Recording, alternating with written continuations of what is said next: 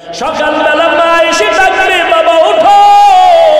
এসে দেখবে আমার শরীর পাথরের মতো শক্ত, বরফের মতো ঠান্ডা হয়ে গেছে। আম্মা জান একটা চিল্লায় বলবে, তোরা কে কোথায় আছো, আয় আয়, আমার সন্তানের জমিনে বেঁচে যায়। বাবায় কান্না করবে, আবার কলিজার টুকরা সন্তানটা নাই। কেউ যাবে মসজিদের ইমামের খোঁজ দিয়ে, তাড়াতাড়ি আসো, আমার জানা সন্তানের জানাজা না পড়ায় কোথাও যাবেন না ইমাম সাহেব। কেউ যাবে কবরে কবর খনন করতে, কেউ যাবে বাঁশ বাগানে বাঁশ কাটার জন্য। আবার দেখবা ঘরের পাশে একদল পানি গরম করতেছে, তোমার গরম পানি দিয়ে গোসল করানোর জন্য। তোমার লাশটা ঘরের থেকে নামাইয়া এরপরে জানাজা পড়ায় যখন কাফনে পেঁচাইয়া খাটটা কাঁধে নিয়ে কবরের দেশে নিয়ে যাবে, জানালা দিয়া মা ডেকে বলবে, কই না আমার কলিজার টুকরা সন্তান, আমার এখন কে মায়া করিয়া আম্মু বলে ডাকবে, আমার এখন কে মোহব্বত করে আব্বু বলে ডাক দিবে। এই বাচ্চাটা, এই সন্তানের জন্য কত রাত আমি ঘুমাইতে পারি না রে বাবা। আমার এই সন্তানের জন্য কতবার খানার প্লেট নিয়ে খেতে পারি নাই। এরে আল্লাহর বান্দারা, এই জায়গায় কি এমন কেউ নাই তার মা নাই বাবাও নাই? এতিমের মতো বসে আছো, চোখের পানি ছেড়ে মা বাবার জন্য কি দোয়া করতে পারো না? যদি গুনার কারণে চোখে পানি না আসে, ডানে বামে তাকায় দেখ, আর চোখের এক ফোঁটা পানি বের হয়ে গেল। হাতটা বাড়াইয়া দোয়া নাও। কান্নাওয়ালার দোয়া কিন্তু কখনো ফেরত যাবে না রে আল্লাহর বান্দা।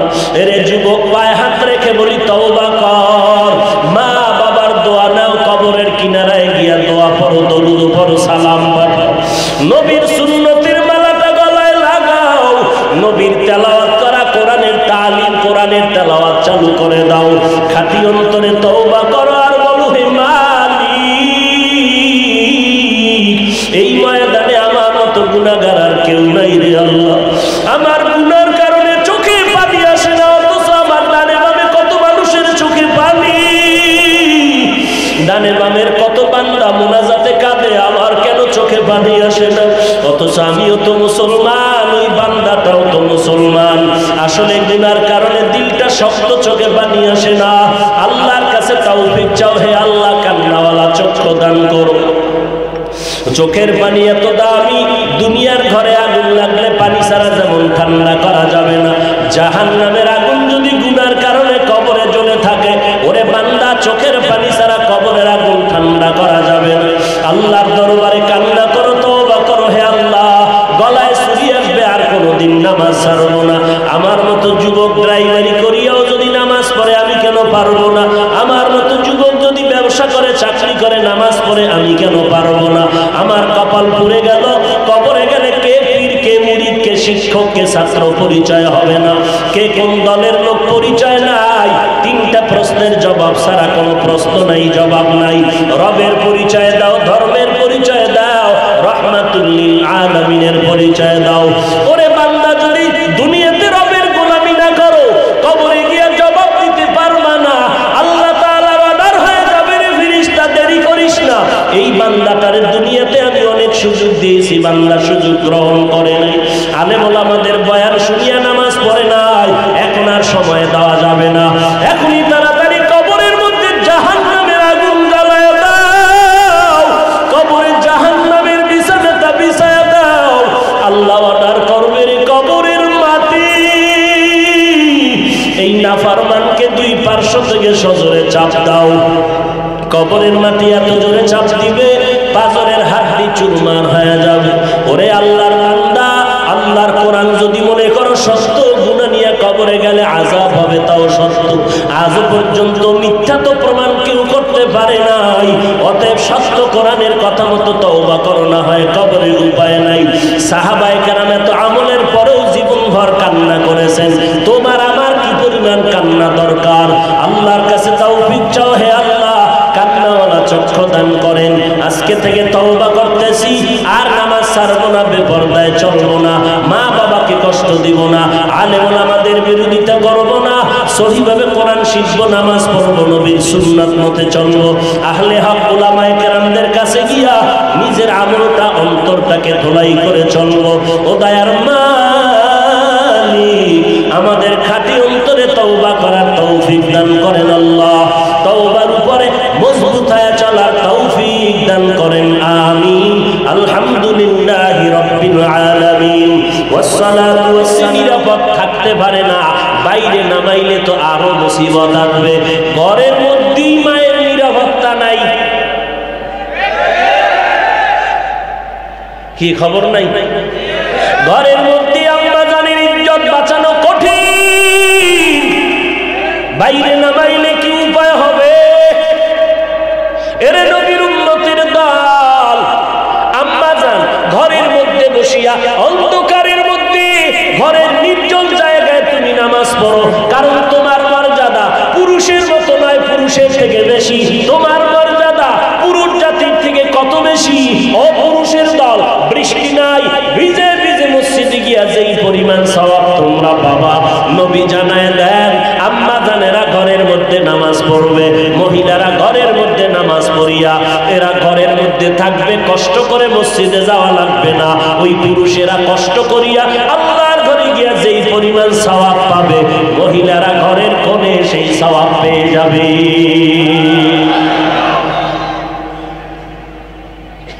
মহিলাদের কণ্ঠ পর্যন্ত আল্লাহ পাক আটকায় রাখতে বলছেন, ইয়া নিসা আন-নবী লাস্তুন্না কাআহাদিম মিনান নিসা ইন ইত্তাকাইতুন্না ফালা তাখদা'না বিল কওল ফায়াতমা'আল্লাযী ফী কলবিহি মারাদ ওয়া কুলনা কাওলাম মা'রুফা।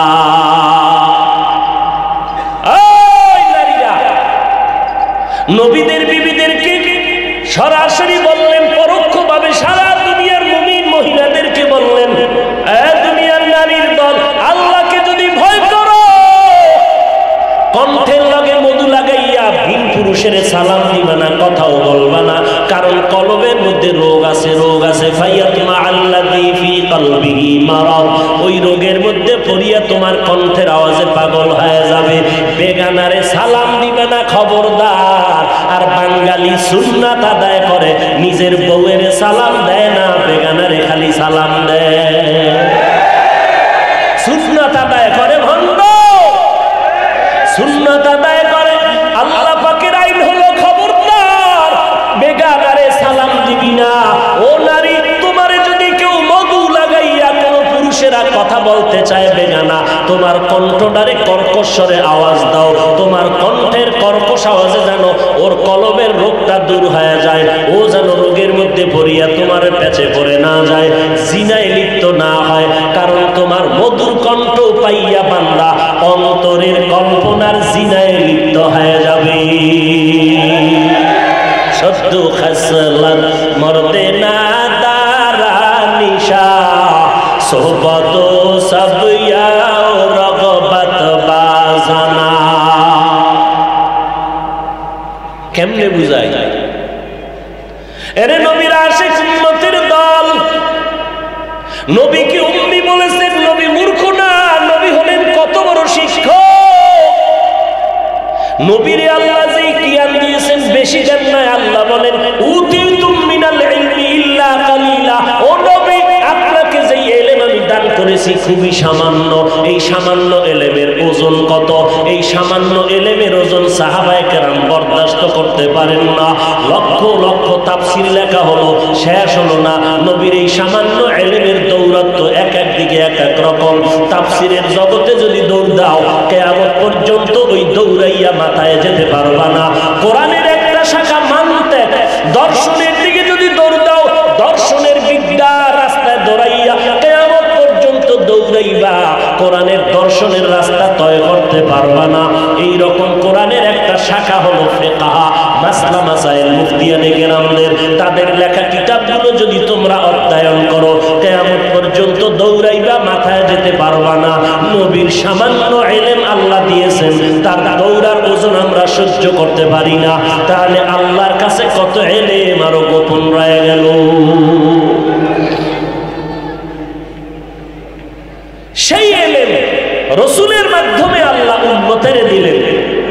নবী আপনার 4 দায়িত্বের মাধ্যমে উম্মতের জান্নাতের পথ দেখাবেন।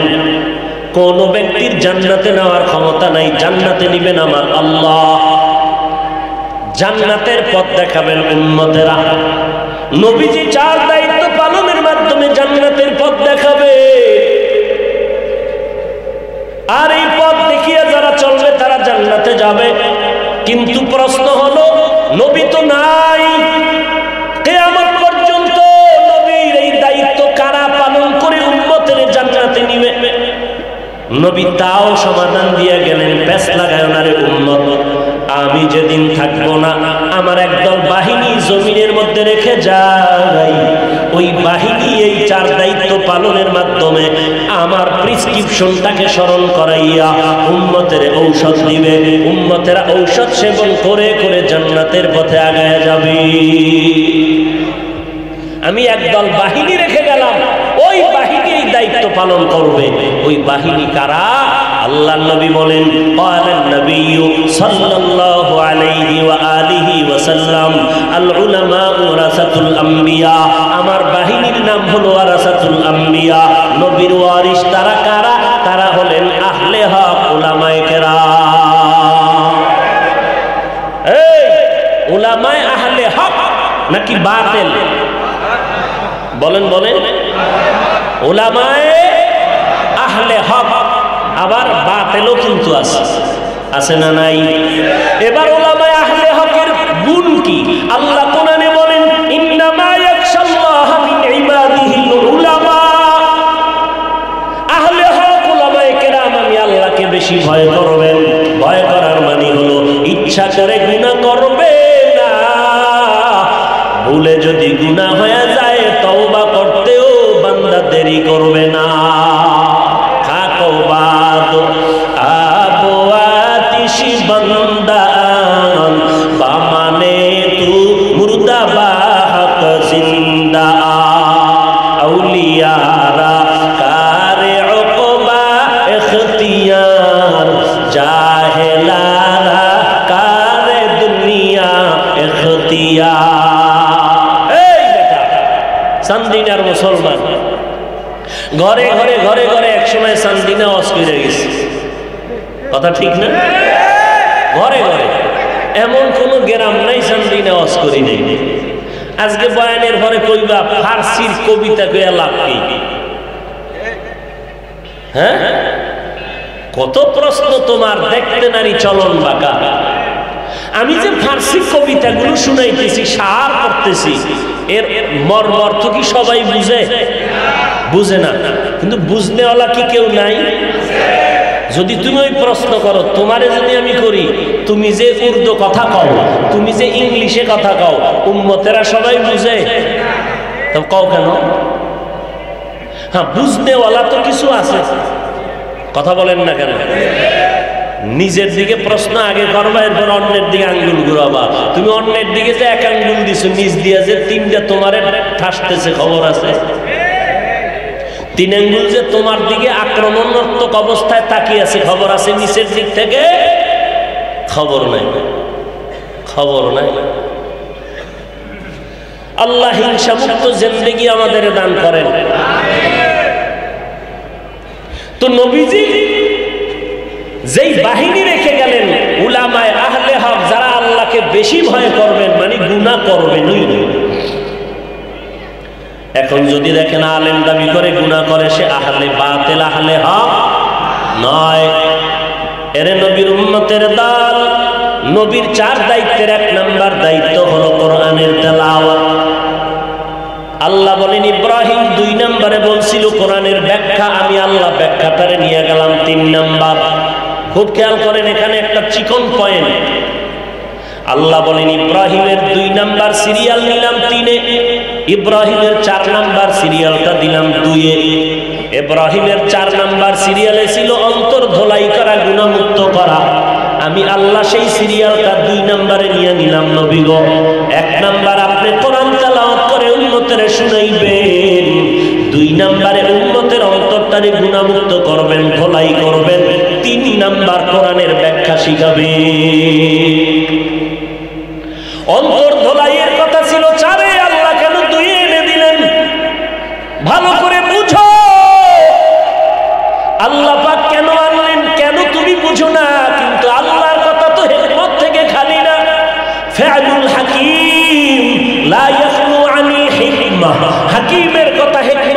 খালি না, জ্ঞানীদের কথা জ্ঞান থেকে খালি না। আল্লাহ কেন ইব্রাহিম নবীর 4 নাম্বার সিরিয়ালটা 2 এর মধ্যে এনে দিয়া বললেন, নবীর 1 নাম্বার দায়িত্ব কোরআনের তেলাওয়াত শিখাবেন, 2 নাম্বার নবীর দায়িত্ব উম্মতের অন্তর ধোলাই করবেন। এখানে কথা 2টা শোনা লাগবে। আল্লাহ পাক 2 নাম্বার দায়িত্ব দিলেন অন্তর ধোলাই করা। নবী উম্মতের অন্তর ধোলাই করবেন, নবী উম্মতের অন্তর ধোলাই করবেন। আর 2 নম্বরে সিরিয়ালে কেন আনলেন, ব্যাখ্যা কেন করে নিলেন? আল্লাহ 3-এ কেন নিয়ে বললেন ব্যাখ্যা শিখাবে 3 নাম্বার, 4 নম্বরে আমল শিখাবে, 2 নম্বরে অন্তর ধোলাই করবে। কারণটা কি? বলে রে বান্দা, কোরআন এটা আল্লাহর দেওয়া নূর, এটা তো আল্লাহর কালাম, কালামুল্লাহ, আল্লাহর কথা। কোরআন হলো আল্লাহর আয়না। ওরে বান্দা, আয়না দিয়ে তাকাইলে যেমন চেহারা দেখা যায়, আল্লাহর কোরআনটা খুলিয়া যদি তাকাও, আমার আল্লাহর কুদরত দেখা যায়। এই কালামে জিন্দা কোরআনে হাকিম, হিকমতে লা ইয়াজাল সতো কদিম, জামিউল ইলম ফিল কোরআনে হাকিম, তাকাসারাত আনহু আফহামুর রিজালি। খারাপ লাগতেছে? অন্তর ধোলাইয়ের কথা আল্লাহ কেন বলেছেন? এরে নবীর উম্মতের দল, আল্লাহর কোরআন হলো একটা নূর, আল্লাহর দেওয়া নূর। এটা অন্যায় গুনাহওয়ালা অন্তরে আল্লাহ দিবেন না, থাকবে না। অন্তরের মধ্যে যদি ময়লা থাকে, ময়লা পাত্রে কোরআনের পরিষ্কার থাকবে না এই নূর। উদাহরণত আমি বলি, চুম্বক দেখছেন, চুম্বক লোহা টানেনি, টানেনি? ও কথা কম মোল্লারা, কথা কম। চলে গেলে মাথা নরম আর গরম করে লাভ নাই, বুঝার চেষ্টা করো।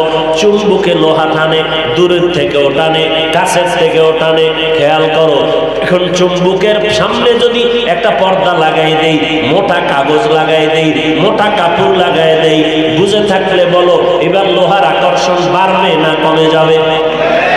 বলেন। যদি তুমি আকর্ষণ বাড়াইতে চাও, চুম্বকটারে ক্লিন করো, কোনো পর্দা থাকতে পারবে না, তাহলে লোহাটাকে টেনে ধরবে আর ছুটবে না। এরে বান্দা, আল্লাহর কোরআনের নূর যদি সিনার আয়নায় লাগাইতে চাও, এই সিনার মধ্যে বান্দা তোমার সিনাটারে চুম্বকের মতো পরিচ্ছন্ন করে নাও। গুনার পর্দা যদি লাগায় দাও, কোরআনের নূর তোমার আকর্ষণ সিনায় নিবে না। এই জন্যই তাকায় দেখেন মাদ্রাসা, হেফজখানা মাদ্রাসায় তাকায় দেখেন, হাফেজ ছাত্র 8 বছরের সন্তান, অথচ আমি 20 বছরের সন্তান যদি গিয়া কয় আমি হাফেজ হতে চাই, বয়স কত? কয় 20। বয়স কত? বলে 25। বলে তোরে বাইরে আমি মেরে ফেলবো, তোর কপালে কোরআন হেফজ করা হবে না, কারণ তোর কলবের মধ্যে গুনার পর্দা পড়ে গেছে, মুখস্থ করতে পারবি না। আর বাচ্চার অন্তরে কোনো পর্দা নাই। এই জন্য তাকায়া দেখো, 8 বছরের সন্তান 6 মাসে কোরআনের হাফেজ। দেখছেননি কারবার? কিছুই বুঝেন না। এইটা নিয়ে অনেকে সমালোচনা করে, বাচ্চারে কেন কোরআন শিখায়? ওরে বাচ্চার সিনায় কোরআন শিখান টিখান বুঝি না, আল্লাহ ঢুকায় দেয়, ও ঢুকায় দেয়। বান্দার কি করার আছে? ওর চুম্বকটা পরিচ্ছন্ন, কোরআনের চুম্বকের সাথে আকর্ষণ হয়ে যায়। 8 বছরের বাচ্চা 6 মাসে হাফেজ আছে না? না। 2 নাম্বার, অন্তর ধোলাই করবি, না হয় কোরআনের জ্ঞান থাকবে না। এই জন্য নবীকে আল্লাহ বলেন, কোরআনের জ্ঞান দেওয়ার আগে অন্তরটারে ধোলাই করো, কারণ অন্তরের মধ্যে গুনার পর্দা থাকলে কোরআন ধরে রাখতে পারবে না। নাম্বার 2, অন্তরে যদি গুনার ভেজাল থাকে, আর এই ভেজালওয়ালা অন্তর নিয়ে যদি কোরআনের ব্যাখ্যা শিখতে যায়, তাহলে তার ব্যাখ্যা হবে সমাজের মধ্যে প্যাঁচ লাগানোর ব্যাখ্যা। ঠিক কিনা বলো? এটা হলো বড় কথা। অন্তরের গুনাহ ময়লা পরিষ্কার করো, না হয় তোমার অন্তরে ভেজাল নিয়ে কোরআন শিখতে গেলে শিখবাও বাঁকা, ব্যাখ্যা করবাও অপব্যাখ্যা করবা, সঠিক ব্যাখ্যা তোমার দ্বারা হবে না। অপব্যাখ্যা করনেওয়ালারা আছে না নাই? আর জোরে বলেন। এইবার আর একটা পয়েন্ট, অন্তর ধোলাই করবে কে? এতক্ষণ বয়ান শুনলে বলেন, অন্তর, উম্মতের অন্তর ধোলাই করবে কে? নবী।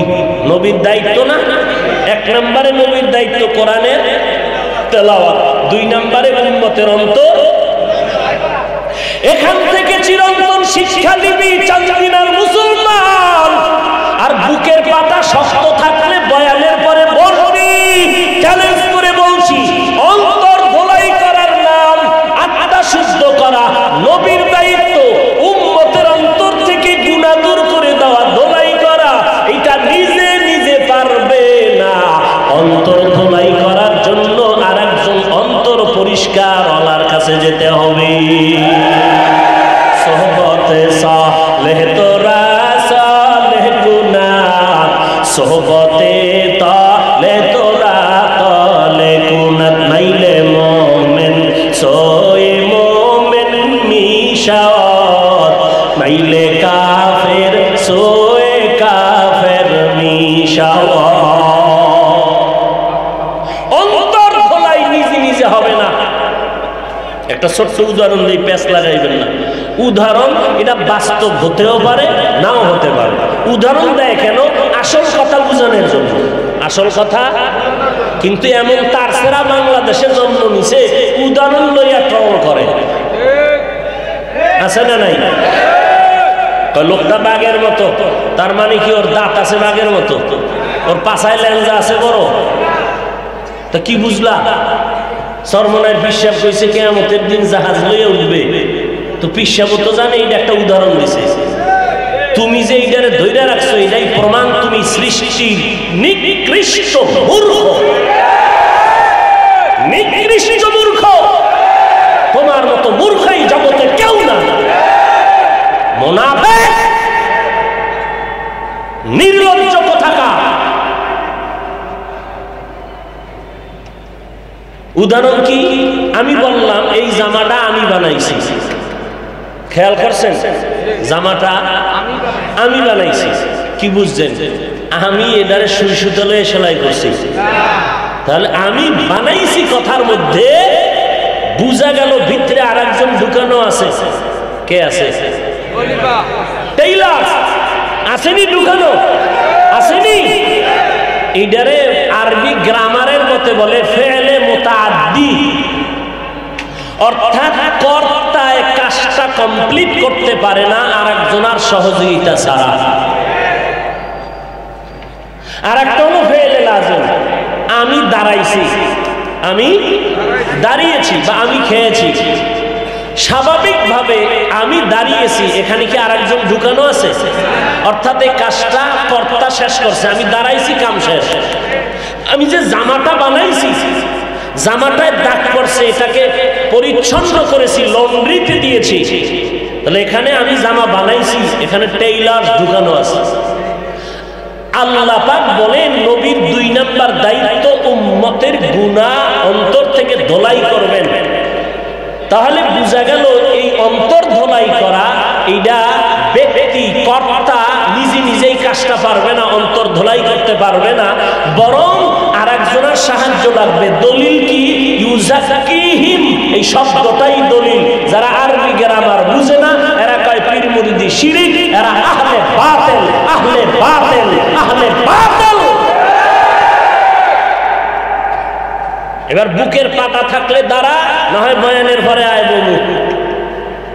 যারা বলে পীর মুরিদি শিরিক তারা ভণ্ড। আসতে বলেন কেন? তারা কি ভণ্ড? কোন সন্দেহ? যারা সন্দেহ করবে তারাও ভণ্ড।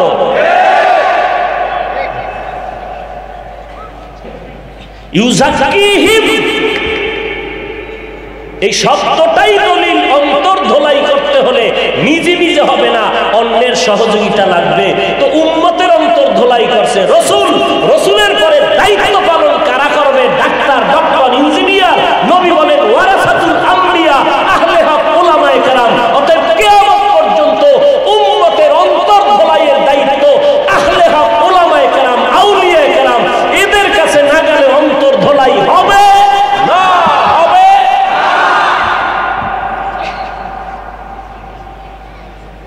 পীর সাহেবের কামি এইটা।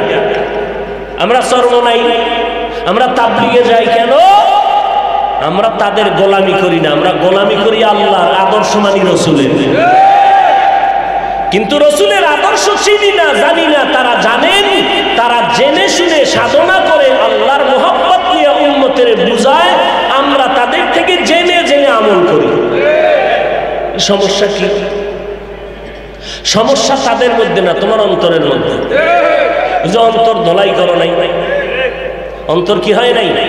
ধোলাই হয় না। ধোলাই তো নিজে নিজে পারবা না, কোনোদিনও না। এবার তুমি যুক্তি দিবা না, হাফিজ সাহেব টেইলার যদি কয় জামা আমি বানাইছি, আমি না কইছি আমি বানাইছি, মানে টেইলারে বানাই দিছি।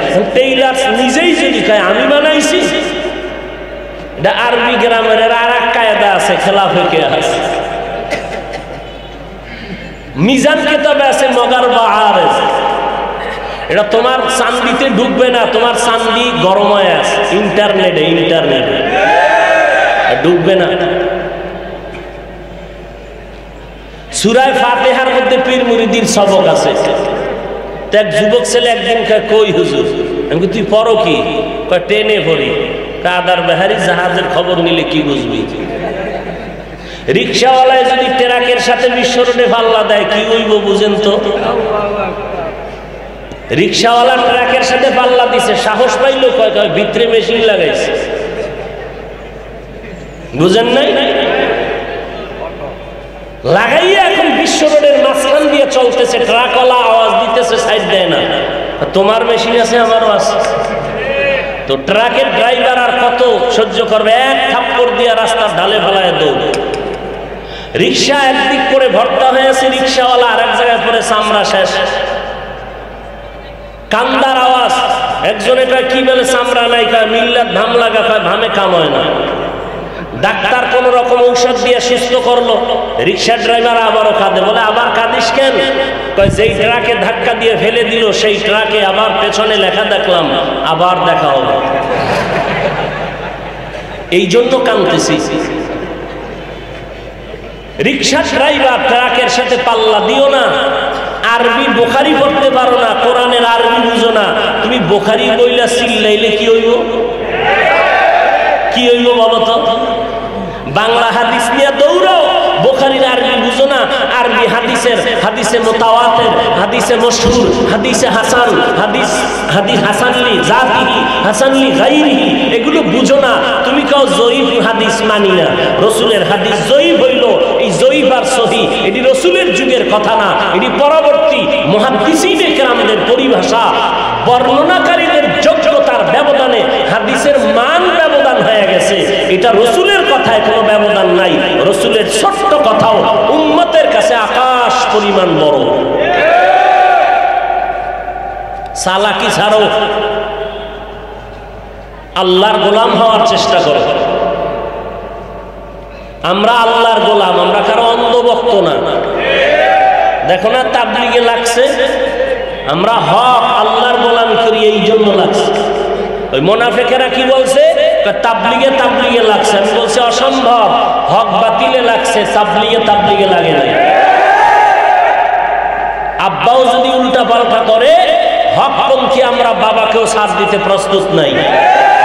পীর সাহেবের তো আরো পরের কথা। অতএব আমরা অন্ধ গোলাম না, আমরা সচেতন গোলাম, আল্লাহর গোলামি করি। তৌফিক দান করেন। রাগ করতেছেন? মোনাজাতের দিকে যাব? আল্লাহ সবাইকে কবুল করেন। ঔষধ আরো কিছু বাকি রয়েছে, সামনে আগাবো। হায় হায় হায় হায় ভাইরা আমার, অন্তর ধোলাই একা একা হবে না, কারো সহযোগিতা লাগবে। উম্মতের অন্তর ধোলাই করেছেন পয়গম্বর। পয়গম্বরের পরে দায়িত্ব পালন কারা করবেন একটু বলেন? শুধু উলামায়ে কেরাম বললে হবে না, আহলে হক উলামায়ে কেরাম, আহলে হক ইলমে রাগে জাজু করদন বেহিসাব খলকে রাদাদন জওয়াবে বাসওয়াব হক না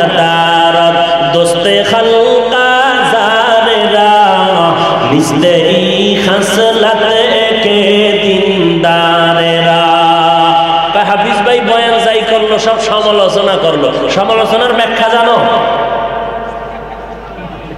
গীবত করা হারাম, এটা তুই জানো, আলেমরা জানে না। আরে মূর্খ, গীবত করা হালাল না হারাম এটা আলেম জানে না। জানার পরেও যদি মনে করো গীবত করে, আলেম জানিয়া শুনিয়াই করছে। কারণ আলেম ভালো করিয়া জানে গীবত করা যেমন হারাম, আবার গীবত করা ওয়াজিব। নামাজ পড়া যেমন ইবাদত, নামাজ না পড়াটাও, জিকির করা যেমন ইবাদত, জিকির না করা ইবাদত। কোরআন তেলাওয়াত করা যেমন ইবাদত, কোরআন তেলাওয়াত না করাটাও ইবাদত। সূর্য যখন উঠতেছে নামাজ পড়া যাবে নি? যাবে? তাহলে নামাজ পড়া যেমন ইবাদত, নামাজ না পড়াটাও ইবাদত। আলেমের কথা ভুল ধরার আগে চিন্তা কর নিজের মাথা ঠিক আছে নি? সমালোচনা করা হারাম, আলেম না জানলে কে জানবে রে বাবা। এরপরও যদি দেখো আলেম গীবত করে, এটা গীবত না। অন্যায়ের প্রতিবাদ করা এটা গীবত না, অন্যায়ের প্রতিবাদ করা হলো এটা ঈমানের পরিচয়। অন্যায়ের প্রতিবাদ করা গীবত নয়। আন্দাজি একজনের বিরুদ্ধে কিছু বলা এটা গীবত। আবার সেই গীবত চার কারণে ওয়াজিব না করলে ওলামাদের গুনাহ হবে। গীবত করা হারাম, কিন্তু চার কারণে গীবত করতে হবে। আহলে হক ওলামায়ে কেরাম বাতিল যারা, তাদের ব্যাপারে উম্মতের সতর্ক করবে জাহান্নাম থেকে বাঁচানোর জন্য, নিজের স্বার্থের জন্য না। বুঝাইতে পারলাম? এখন যদি তুমি মনে করো হাফিজ ভাই সমালোচনা করেছে, আমি করেছি জাহান্নাম থেকে বাঁচার জন্য, আমি কোনো দালালি করি না রে বাবা। চরমনাই বুঝি না, তাবলীগ বুঝি না, দেওবন্দি বুঝি না, আলিয়া বুঝি না, কওমি বুঝি না। দুনিয়াতে আসছি আমরা সবাই একই হালাতে ল্যাংটা, যাবো কিন্তু একই হালাতে। তোমারও তিনটা কাফন হবে, আমারও তিনটা কাফন হবে। তুমি যে আল্লাহর গোলাম, আমিও সে আল্লাহর গোলাম। তোমার আল্লাহ আমার আল্লাহ এক, তোমার নবী আমার নবী এক, তোমার কোরআন আমার কোরআন এক, তোমার কাবা আমার কাবা এক, তোমার আশা আমার আশা এক, তোমার বিদায় আমার বিদায় হবে একই কোয়ালিটিতে, তোমার কাফন আমার কাফন এক। তবে চাঁদিনার মুসলমানের কাফনের কালার হবে আলাদা। কি হবে? সাদা। চরমনাইওয়ালাদের কাফনের কালার ভিন্ন, আলিয়াওয়ালাদের কাফনের কালার ভিন্ন, নাকি সব এক? সবার কাফনের কালার কেমন হবে? ওরে বান্দা, যদি কাফনের কালার সবার এক হয়, সাদাই হয়, এখন কেন মাঝখানে একটু সময় পাইয়া সবুজ কালো নিয়ে ঝগড়া করো? সবুজ দেখলে মাথা গরম, সাদা দেখলে মাথা গরম, কালো রং নিয়ে ঝগড়া কেন করো রে বাবা?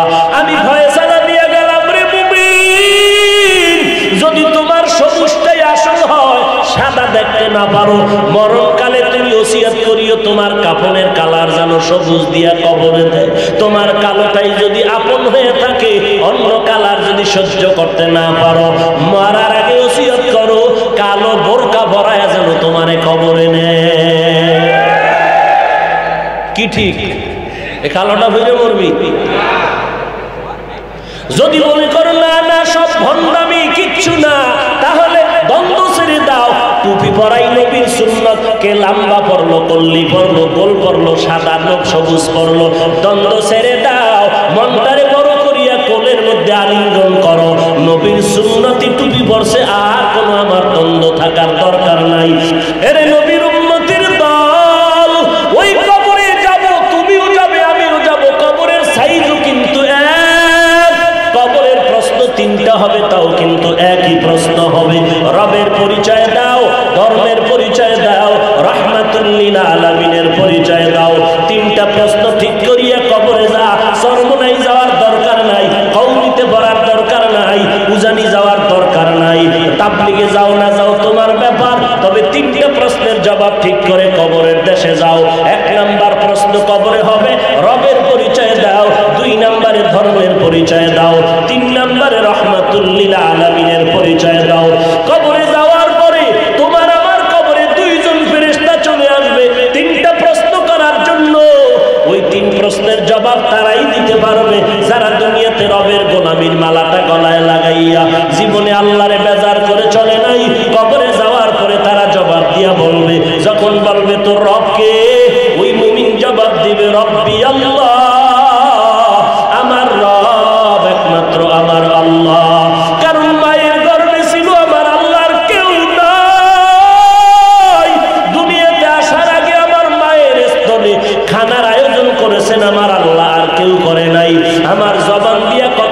শক্তি দান করেছেন আল্লাহ, আর কেউ করে নাই। আমার হাঁটার শক্তি ছিল না, হাঁটার শক্তি দান করেছেন আমার আল্লাহ। আমি কথা বলতে চাইতাম না, কথা বলার শক্তি দান করেছেন কে?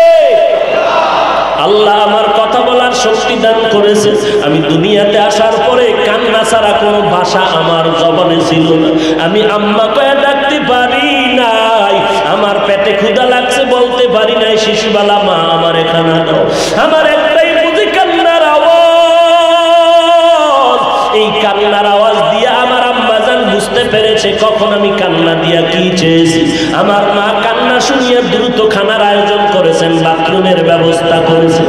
আল্লাহ কয় ওরে গোলাম, তোর মা তোর কান্না দিয়া যদি সব দাবি পূরণ করে দিতে পারে, ওরে আমি আল্লাহর মায়াটা কি তোর মায়ের থেকে কম? আমি আল্লাহর মায়া তো 99 গুণ বেশি। ওরে বান্দা, মাকে যখন বাচ্চা মা মা বলিয়া ডাক দেয়, মায়ের কলিজা সিরিয়া যায়, কাজ ফালাইয়া সন্তানের কোলে জড়ায় নেয়। এরে বান্দা, আমি আল্লাহ তোর মায়ের গর্ভে এত সুন্দর করে বানাইছি। আমি আল্লাহ তোরে দুনিয়াতে আসার পরে কত মায়ার খানা তৈরি করেছি। এরে বান্দা, আমি আল্লাহ তোরে কথা বলার শক্তি দান করলাম। আমি আল্লাহ যখন তুই তোর মাকে মা বলে ডাক দাও, তুই যখন আব্বাকে আব্বা বলে ডাক দাও, আমি আল্লাহ তোর কুদরতের নজর দিয়ে তোর জিহ্বাটা দিয়ে তাকায় থাকি রে গোলাম। তুই কখন জিহ্বা নাড়া একবার আমি আল্লাহকে আল্লাহ বলে ডাক দিবি। মায়ের থেকে যদি কান্না দিয়ে সব আদায় করতে পারো, আমি আল্লাহর দরবারে যদি এক ফোঁটা চোখের পানি ছেড়ে দাও, আমি আল্লাহর থেকে বান্দা তোর দাবি কেন আদায় হবে না? আমি আল্লাহ কান্নাটারে বড় ভালোবাসি, এই জন্য আমি বারবার আমি কান্নাকে পছন্দ করি। নবীরাও কান্না করেছেন। আমি আল্লাহ কোরআনেও বলেছি, ফালিয়াযহাকু কালিলান ওয়া লিয়াবকু কাসীরা, বেশি বেশি কান্না করো, কম কম হাসরে বান্দা। মদিনার নবী বলেন, এক ফোঁটা চোখের পানি যদি ছেড়ে দাও, জাহান্নামের আগুন হারাম হয়ে যাবে। আল্লাহর দরবারে চোখের পানি ছেড়ে কাঁদো, চোখের পানির এত দাম। এর যুবক আল্লাহর গোলাম, ডানে বামে তাকাইয়া দেখ, দলাদলি ছাড়িয়া একটু চিন্তা কর। তোমার আমার মতো কত যুবক স্কুল কলেজে পড়ে, নামাজ বাদ দেয় না। নিজের একটু প্রশ্ন করো, বাবা তুমি পারো না কেন? তোমার মতো যুবকরা আবার পুলিশের চাকরি করে, নামাজ বাদ দেয় না, তুমি কেন পারো না? জবাব ঠিক করো। তোমার আমার মতো যুবক সন্তান ব্যবসা করে, চাকরি করে, নামাজ বাদ দেয় না, তুমি কেন পারবা না রে বাবা? আল্লাহর কাছে তওবা করে নাও। এই করোনা মহামারীতে কত জীবন আপনজন আমার হাতের থেকে চলে গেল। আজকে রাতের বেলা যখন ঘুমায় যাবি, বাতিটা যখন নিভায়ে দিবি, মনে মনে একটি প্রশ্ন করিস, ঘুমের মধ্যেও যদি কত মানুষ মরে, আজকে আমারও যদি মরণ হয়ে যায়।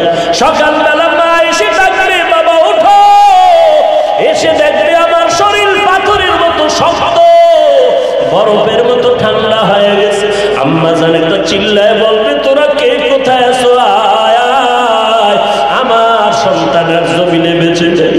বাবায় কান্না করবে, আবার কলিজার টুকরা সন্তানটা নাই। কেউ যাবে মসজিদের ইমামের খুঁজতে, তাড়াতাড়ি আসো। আমার জানা সন্তানের জানাজা না পড়ায় কোথাও যাবেন না ইমাম সাহেব। কেউ যাবে কবরে কবর খনন করতে, কেউ যাবে বাঁশ বাগানে বাঁশ কাটার জন্য। আবার দেখবা ঘরের পাশে একদল পানি গরম করতেছে, তোমার গরম পানি দিয়ে গোসল করানোর জন্য।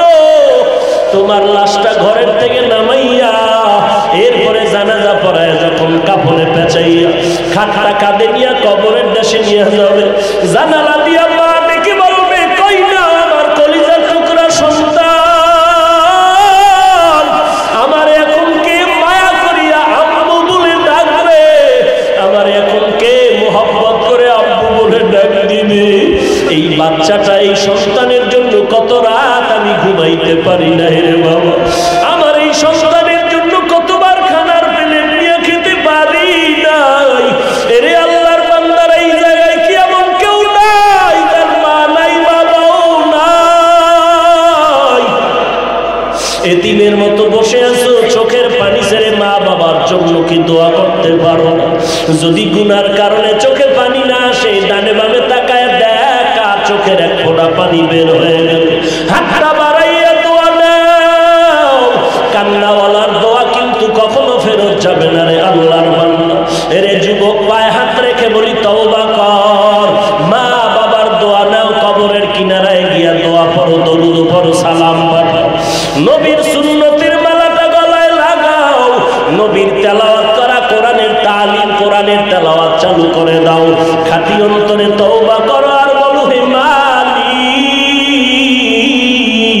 এই ময়দানে আমার মতো গুনাহগার আর কেউ নাই রে আল্লাহ। আমার গুনার কারণে চোখে পানি আসে না, অথচ আমার ডানে বামে কত মানুষের চোখে পানি, ডানে বামের কত বান্দা মুনাজাতে কাঁদে, আমার কেন চোখে পানি আসে না? অথচ আমিও তো মুসলমান, ওই বান্দাটাও তো মুসলমান। আসলে গুনার কারণে দিলটা শক্ত, চোখে পানি আসে না। আল্লাহর কাছে তৌফিক চাও, হে আল্লাহ কান্নাওয়ালা চক্ষু দান করো। চোখের পানি এত দামি, দুনিয়ার ঘরে আগুন লাগলে পানি ছাড়া যেমন ঠান্ডা করা যাবে না, জাহান্নামের আগুন যদি গুনার কারণে কবরে জ্বলে থাকে, ওরে বান্দা চোখের পানি ছাড়া কবরের আগুন ঠান্ডা করা যাবে না। আল্লাহর দরবারে কান্না করো, তওবা করো, হে আল্লাহ গলায় ছুরি আসবে আর কোনোদিন নামাজ ছাড়বো না। আমার মতো যুবক ড্রাইভারি করিয়াও যদি নামাজ পড়ে আমি কেন পারবো না? আমার মতো যুবক যদি ব্যবসা করে, চাকরি করে, নামাজ পড়ে আমি কেন পারবো না? আমার কপাল পুড়ে গেল, কবরে গেলে কে পীর, কে মুরিদ, কে শিক্ষক, কে ছাত্র পরিচয় হবে না, কে কোন দলের লোক পরিচয় নাই। তিনটা প্রশ্নের জবাব ছাড়া কোনো প্রশ্ন নাই, জবাব নাই। রবের পরিচয় দাও, ধর্মের পরিচয় দাও, রহমাতুল লিল আলামিনের পরিচয় দাও। ওরে বান্দা যদি দুনিয়াতে রবের গোলামি না করো, কবরে গিয়ে জবাব দিতে পারবা না, আল্লাহ তাআলার অর্ডার হয়ে যাবে রে ফেরেশতা, দেরি করিস না। এই বান্দাটারে দুনিয়াতে আমি অনেক সুযোগ দিয়েছি, বান্দা সুযোগ গ্রহণ করে নাই। আলেম ওলামাদের বয়ান শুনিয়া নামাজ পড়ে নাই, এখন আর সময় দেওয়া যাবে না, এখনই তাড়াতাড়ি কবরের মধ্যে জাহান্নামের আগুন জ্বালায় দাও, কবরে জাহান্নামের বিছানাটা বিছায়া দাও। আল্লাহ অর্ডার করবে রে কবরের মাটি, এই নাফরমানকে দুই পার্শ্ব থেকে সজোরে চাপ দাও। কবরের মাটি এত জোরে চাপ দিবে, পাজরের হাড্ডি চুরমার হয়ে যাবে। ওরে আল্লাহর বান্দা, আল্লাহর কোরআন যদি মনে করো সত্য, গুনাহ নিয়ে কবরে গেলে আযাব হবে তাও সত্য। আজ পর্যন্ত মিথ্যা তো প্রমাণ কেউ করতে পারে নাই। অতএব সত্য কোরআনের কথা মতো তওবা করো, না হয় কবরের উপায় নাই। সাহাবায়ে কেরাম এত আমলের পরেও জীবনভর কান্না করেছেন, তোমার আমার কি পরিমাণ কান্না দরকার? আল্লাহর কাছে তৌফিক চাও, হে আল্লাহ কান্নাওয়ালা চক্ষু দান করেন। আজকে থেকে তওবা করতেছি, আর নামাজ ছাড়বো না, বেপরদায় চলবো না, মা বাবাকে কষ্ট দিব না, আলেম ওলামাদের বিরোধিতা করবো না, সহিভাবে কোরআন শিখবো, নামাজ পড়বো, নবীর সুন্নাত মতে চলবো।